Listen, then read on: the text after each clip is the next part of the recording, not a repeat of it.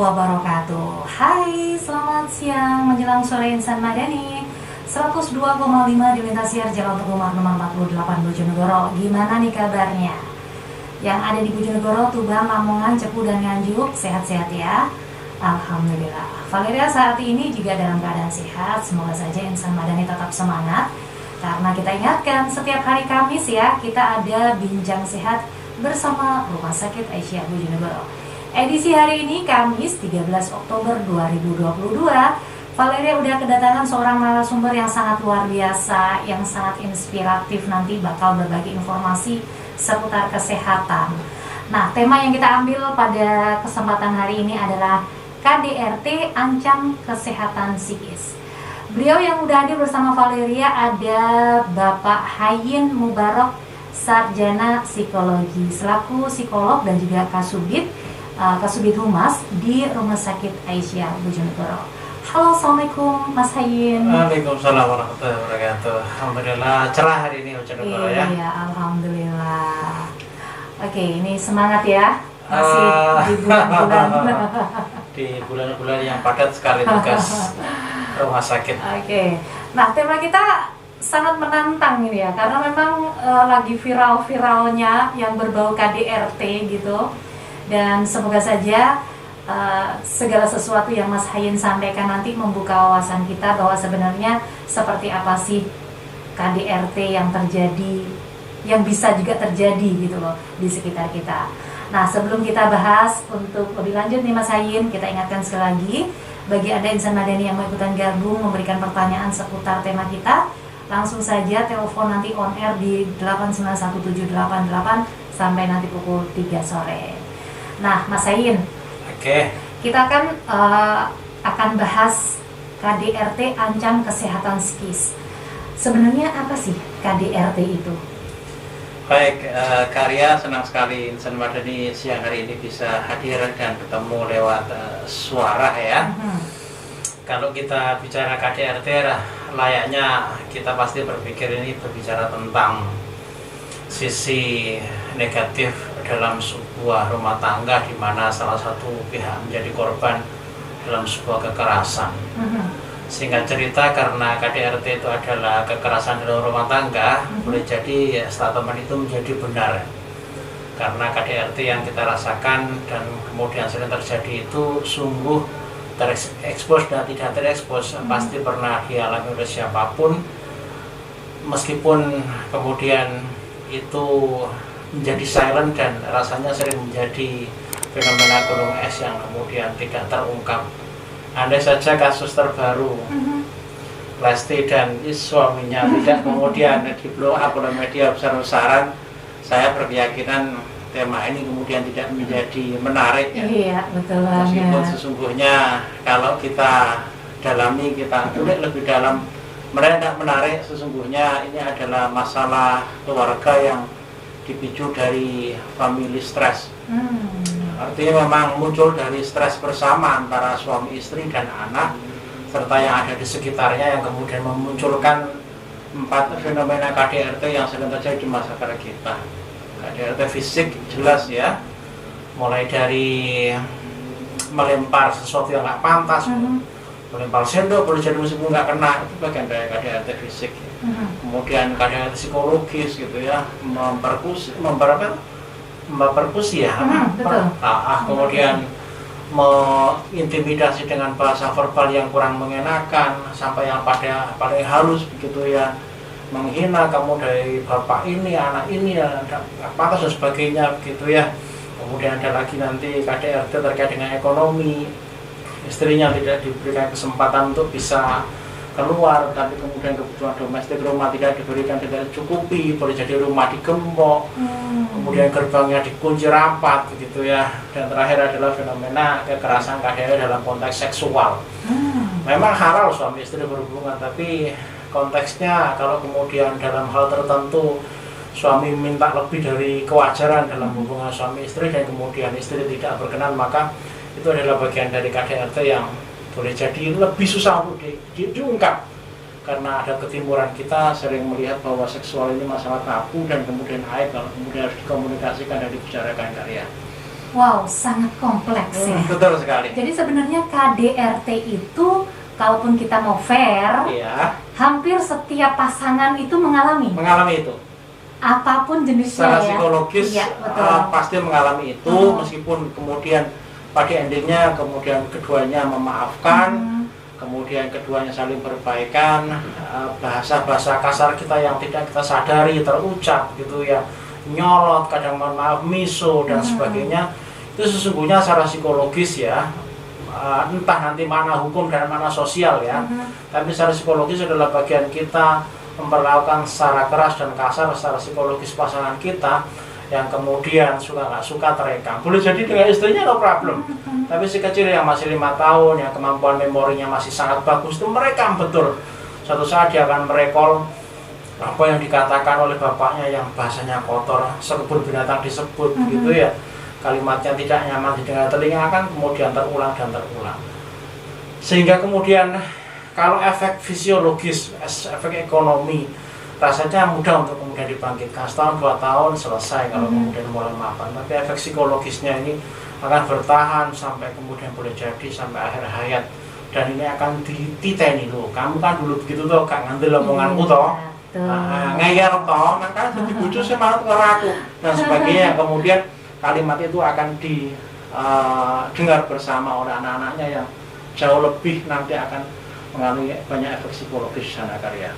Oke, jadi jenis-jenis KDRT tadi yang seperti disampaikan ada fisik ya, pelemparan juga, melempar barang itu, melempar meskipun nggak kenal ya. Iya, endo gitu, itu termasuk KDRT. Bagian dari itu, kalau kemudian itu adalah bagian dari kita untuk mencederai pasangan kita.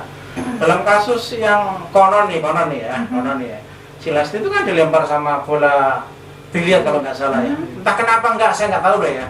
Karena yang saya tidak mengikuti secara update, tapi di banyak media sekilas itu kan, meskipun tidak kena sesungguhnya kan tidak berniat untuk kemudian mengenakan, tapi itu adalah bagian dari adalah bagian dari usaha untuk mencederai pasangan kita karena kekecewaan dan kejengkelan. Sudah ada niatan. Dan ada gitu niatan ya? Begitu ya. Ini yang perlu kemudian Kenapa kok melempar bola? Kok tidak melempar uang aja? Atau melempar senyuman gitu ya? Saya berpikir malah lempar uang ya. Iya, jadi tadi jenis-jenis KDRT seperti fisik, pelemparan yang kena atau tidak kena, terus kemudian ada dari segi ekonomi begitu ya, ada psikis, seksual itu yang lebih jauh lebih susah untuk kemudian diungkap ke publik karena relatif tabu bagi masyarakat ketimuran ya. Iya. Nah, penyebab terjadinya KDRT itu sebenarnya apa, Mas? Kalau tinjauannya murni psikologi kan ya, kalau murni psikologi maka yang paling menonjol adalah mood disorder, gangguan perasaan suasana hati. Cirinya lebih mudah dipahami adalah biasanya tipikal orang ini pintar ngomong tapi mau mendengarkan. Maka salah satu kunci mendasar kalau kita bicara solusi tentang KDRT adalah pintar mendengar dan tidak pintar ngomong. Artinya orang yang ingin kemudian tidak sering terjadi KDRT di rumahnya itu pasangannya harus lebih pintar mendengarkan dengan 2 telinga daripada ngomong dengan 1 mulut. Iya, betul. Itu kunci paling penting kalau kemudian sisi psikologis menjadi hal yang kita kedepankan.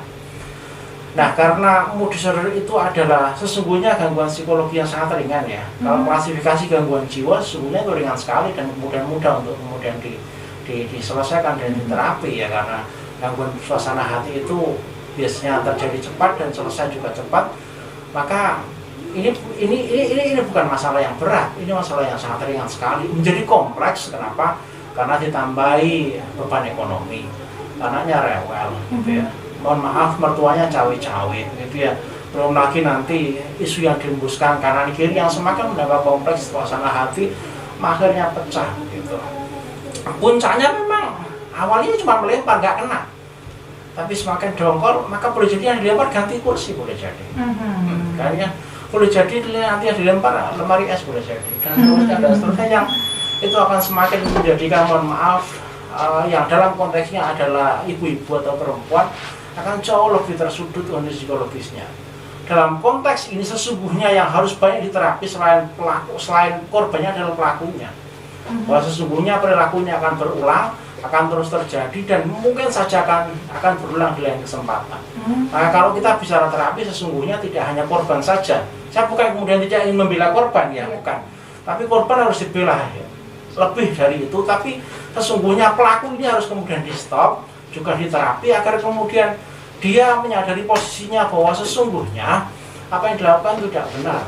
Kalau si korban kemudian diterapi terus menerus, kemudian pelaku tidak diberi terapi juga, maka esok dia akan mengalami kondisi trauma yang berkelanjutan, namanya post trauma syndrome. Jadi kalau dia ketemu hal yang semisal dengan apa yang pernah dilakukan oleh suaminya, atau semisal apa yang pernah dilakukan istrinya, dia akan mengalami trauma dan itu kemudian menguncang psikologisnya. Catatan penting yang perlu saya sampaikan di kesempatan hari ini adalah sungguh KDRT itu tidak hanya suami pada istri. Dalam kasus khusus istri pada suami pun bisa. Ada istilah suami takut istri? Nah itu ya juga perlu kita sentil sedikit agar kemudian tidak muncul fenomena yang lebih luas. Gitu Karya kan? Iya, karena memang yang terjadi kebanyakan itu kan korbannya adalah istri. Betul sekali. Walaupun sebenarnya ada sih suami yang menjadi korban KDRT juga gitu ya. Meskipun tidak dijotos sama suami istrinya ya. Nggak tahu kalau istrinya lagi sentimen kemudian dicubit, tapi saya pikir itu cubitnya sayang lah. Iya betul. Nah KDRT sendiri sebenarnya bukan hanya dialami oleh seorang istri atau seorang suami. Apakah KDRT itu juga dialami seorang anak mungkin? Iya. Atau yang ada dalam lingkup keluarga, mertua lah, ibu lah, apakah itu termasuk? Betul. Kalau konteksnya adalah keluarga yang extended family, keluarga yang dipersempit, yaitu suami, istri, dan anak, serta kanan kirinya yang mertua, bapak gitu, maka boleh jadi efek yang paling bermasalah nanti adalah pada anaknya kan. Anak itu adalah perekam terbaik, anak itu adalah modeling terbaik, plagiat terbaik terhadap apa yang kemudian disampaikan bapak ibunya. Bahasa baik itu mudah diserap, lebih mudah serap lagi adalah kalimat kotor, jorok, dan kemudian menyakitkan.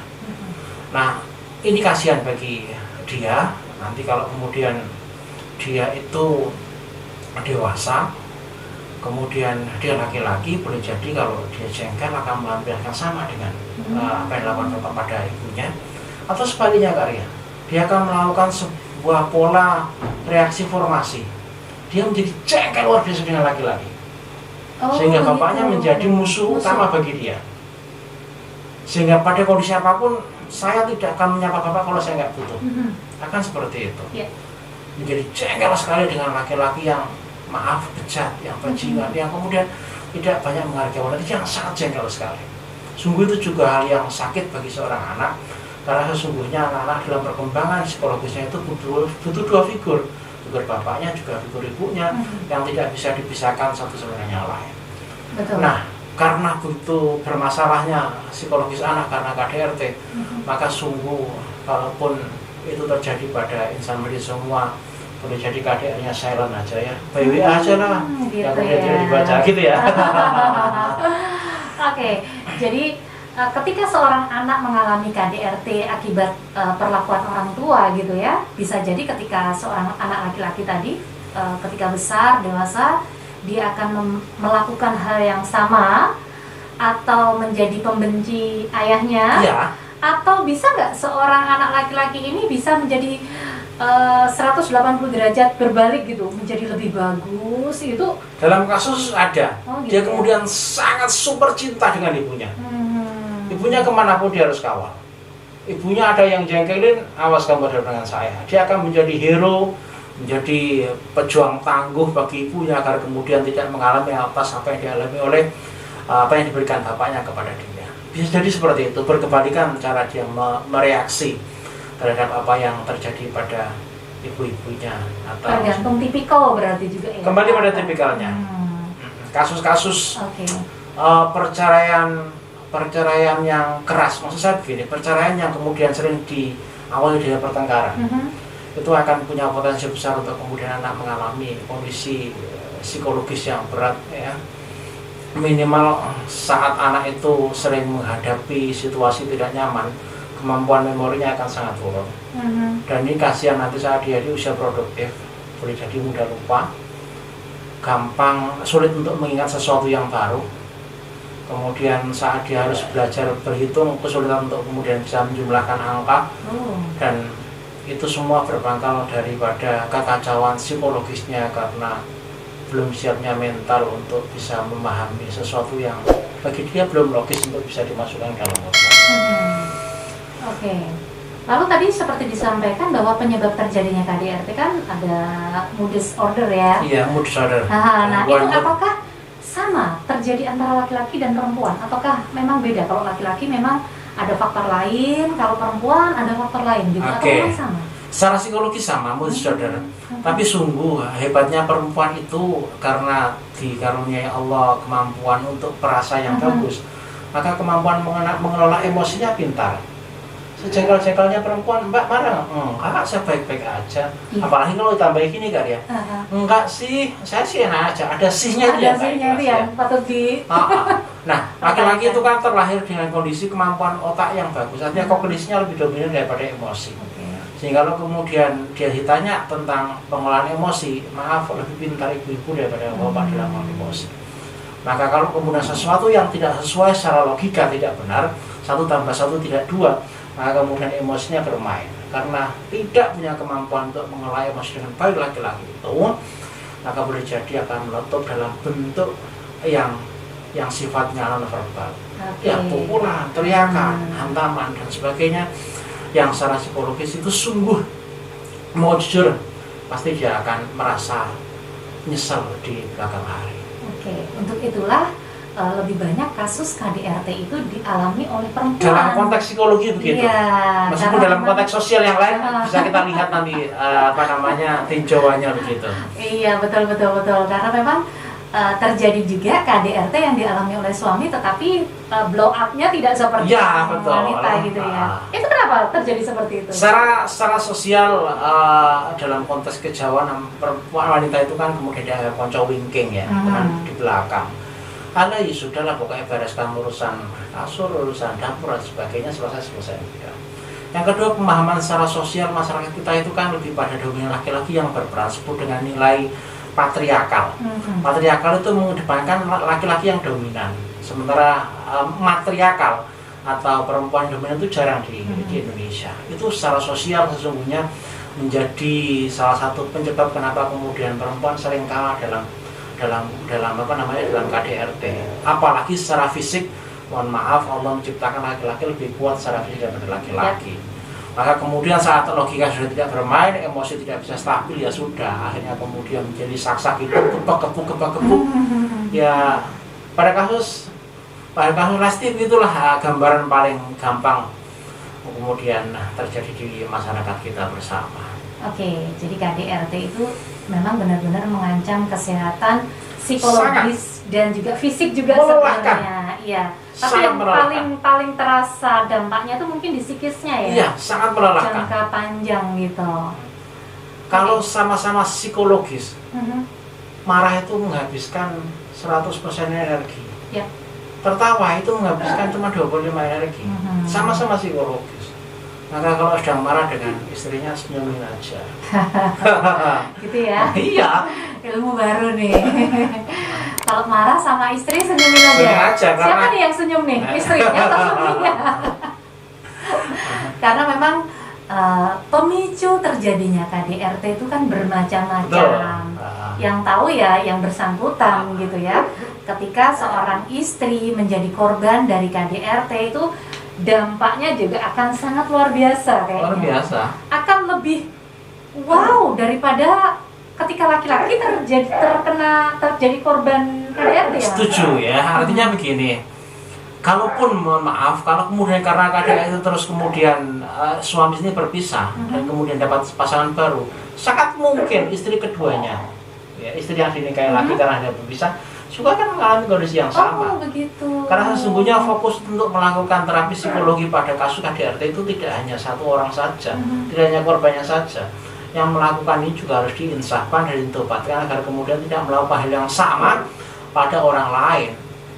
Boleh jadi akan terjadi pada istri penggantinya atau istri yang lainnya, atau boleh jadi kepada, mohon maaf kalau dalam pemahaman psikologi saya, makna KDRT kemudian meluas, kekerasan dalam pacaran. Meskipun sesungguhnya dalam cakupan psikologi karena pacar itu bukan anggota keluarga, maka maknanya berbeda. Mungkin kemudian nanti treatmentnya adalah perilaku kriminal, karena melukai begitu ya, karena menyakiti, maka maknanya berbeda. Tapi kasusnya kan begitu, karena emoh ditinggal, gak gelem tak tinggal lo yo, akhirnya nggak mau, kemudian cowoknya main kasar, ditendang, dipukul dan sebagainya, demi menjaga kesungguhan berpacaran. Akhirnya aduh luar biasa parahnya itu. Bahkan lebih parah yang di masa pacaran itu ya, gitu. Dan itu adalah indikator psikologi yang tidak perlu diteruskan dalam berhubungan yang berpacaran sudah tidak sehat, apalagi nanti menikah begitu. Setuju saya, Mas. Saya berharap tidak banyak korban terhadap itu ya. Iya, banyak. Nah, apakah kita secara visual gitu bisa melihat ini orang ini terkena gejalanya tahu gitu loh, Mas. Ini orang kena KDRT nih. Itu kita bisa lihat ya. Sungguh kalau orang sedang jatuh cinta itu nggak muncul itu kan ya. Gitu ya. Apalagi kalau dalam konteks sedang PDKT, kalau sedang jatuh cinta, ciri-ciri itu sangat-sangat tidak nampak.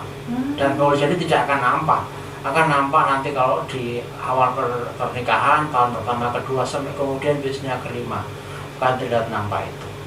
Gitu ya. Dalam konteks Islam, bercerai itu boleh, tapi Allah sangat tidak menyukai itu. Dalam satu riwayat Rasulullah juga pernah diwaduli seorang istri sahabat yang mengadu ke Rasulullah karena badannya, tangannya, lengannya itu lebam karena habis dipukul suami. Rasulullah mempersilahkan untuk cerai. Dan itu solusi sesungguhnya dalam konteks kita sebagai orang Islam ya. Tapi dalam konteks psikologis selama masih bisa dipertahankan, kemudian ada komitmen ulang, jika perlu ada MOU hitam di atas putih, maka rasanya sah saja untuk kemudian kembali berbaikan. Karena boleh jadi alasan eman anak itu juga bisa diterima secara psikologis. Tapi aja dibareni ngesakno.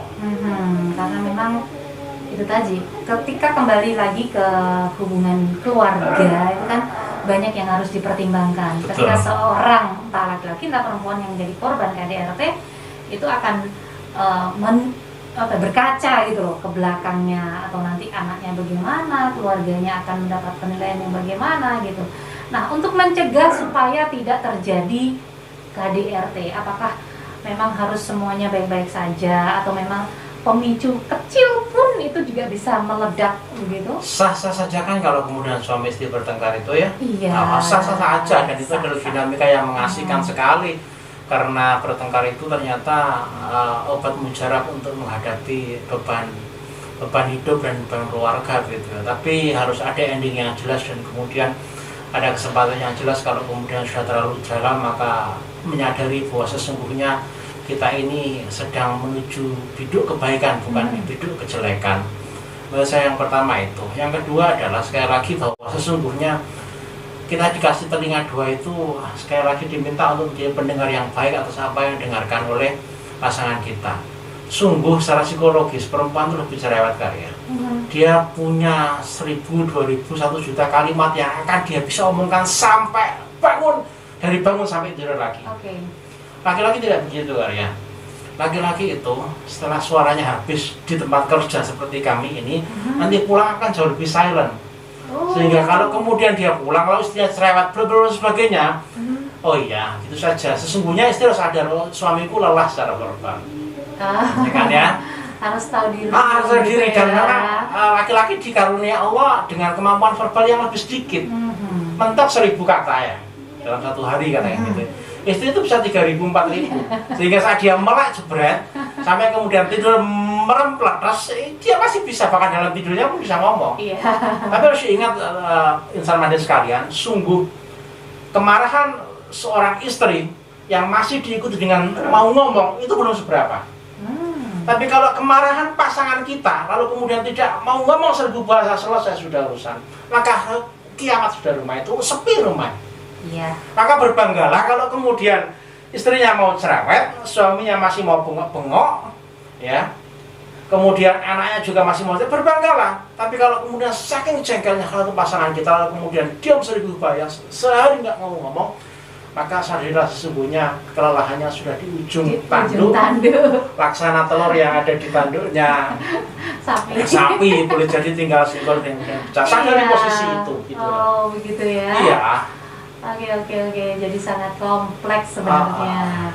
Dan itu memang harus ada pengertian antara sepasang suami istri dan juga keluarga lainnya bahwa membina rumah tangga itu harus benar-benar Sungguh fondasinya itu ya. sinau nggak sinau tentang ilmu berkeluarga, suami istri itu punya chemistry, punya rumus masing-masing, punya kode, punya satu hal yang sesungguhnya bisa dipahami. Istriku itu kalau sudah marah dan kalau masih mau ngomong, maka aku masih senang sekali. Pasti marahnya baru setengah-setengah nih ya, misalkan gitu. Suamiku itu kalau udah lelah, nyampe rumah pasti akan mau banyak ngomong. Makan malam setelah istirahat, ya sudah sebagai istri ya jangan terlalu direcoki dengan bahasa verbal, tapi dicoki dengan bahasa non verbal. Dipijit kakinya boleh jadi gitu ya. Kemudian dipijit pundaknya boleh jadi. Itu adalah bahasa komunikasi yang jauh lebih mahal daripada ngomong ABCDE dan seterusnya. Yang akan berdampak. Begitu. Akhirnya salah tangkap, salah dengar, suaminya sudah agak ngantuk, sing ngomong A malah jadi Z. Akhirnya lah nggak jadi tidur. Kemudian sudahlah, saya tidur kamar sebelah. Endingnya akhirnya begitu. Nah, kesadaran untuk memahami bahwa sesungguhnya laki-laki itu dikodratkan untuk tidak banyak ngomong, meskipun banyak juga laki-laki yang cerewet, itu menjadi hal yang krusial, khususnya karena KDRT itu sering terjadi dan hampir terjadi dalam rumah di tengah situasi psikologis yang lelah, yaitu saat kemudian jelang tidur atau kemudian saat kemudian masing-masing sedang lelah dengan tugasnya masing-masing. Apalagi khususnya istri yang bekerja dan juga suami yang bekerja. Harus tahu belajar. Termasuk sadari posisi istri sesungguhnya, meskipun istri tidak bekerja, ngomong anak telur itu lebih lelahnya lebih dari bekerja kan? Betul. Lelah psikologis ibu ngomong anak 3 sehari penuh dengan bekerja di kantor itu lelah di rumah ya. Iya. Karena di rumah itu nggak ada fungsi healing, nggak ada fungsi rekreasi. Iya, betul. Nah, ini penting jadi bahwa Bapak agar kemudian tidak main contoh sana, contoh sini, cepak sana, cepak sini. Aja ya. Nah, perlu sansak isi semen, terasa no ya. Oke. Gitu. Terapi selain untuk korban KDRT itu kan selain nanti psikolog memberikan beberapa wejangan, Iya. terus kemudian penanganan lain yang bisa kita tahu dari awal, kalaupun pasangan kita sedang dalam temperamen yang tinggi, kita lebih baik diam dan mendengarkan. Apakah ada cara lain yang bisa kita kerjakan ketika salah satu pasangan kita mengalami hal yang negatif dan jangan sampai terjadi KDRT? Dalam konteks psikologi Islam, sesungguhnya Islam sudah mengajarkan istighfar ya. Maknanya dalam sekali itu. Kemudian sadari tentang keyakinan keberagaman masing-masing, karena sungguh penenang emosi, penenang psikologis itu adalah kedekatan dengan Tuhan ya, intimasi of God ya, mesra dengan Tuhannya, maka jauh lebih menenangkan itu.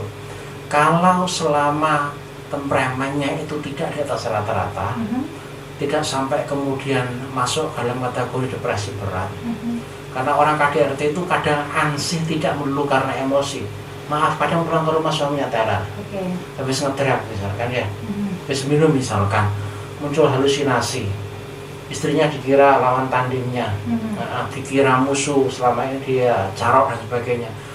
Kalau tidak sampai menyinggung pada hal seperti itu, rasanya terapi psikologi dengan pendampingan maksimal menjadi sangat depresif, maka sungguh kita harus konsulkan dengan dokter spesialis jiwa dan juga kemudian dokter spesialis saraf.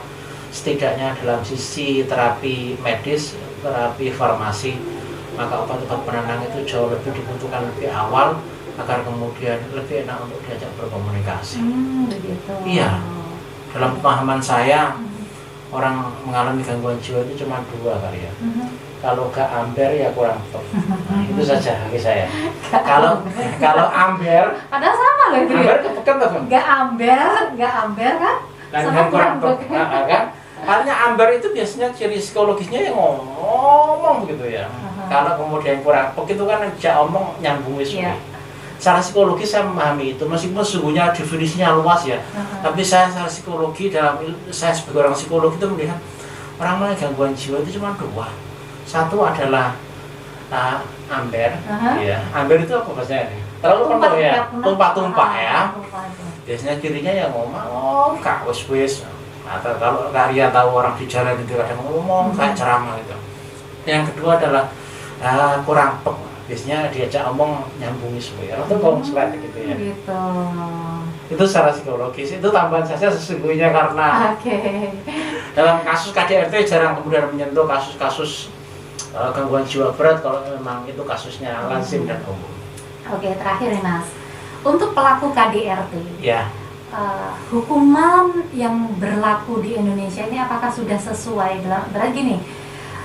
Biasanya yang diberlakukan hukum itu kan yang berat nih, yang masuk ke polisi, ranah pidana gitu ya. Gitu. Nah, untuk yang halus-halus itu sebenarnya bagaimana nih statusnya? Sungguh kalau kemudian secara psikologis dia masih sehat, ya, pengkucilan, justifikasi, opini jelek tentang keluarganya, menyudutkan dia, itu sebenarnya jauh lebih berat sanksi sosialnya daripada harus mohon maaf di penjara 3-4 bulan.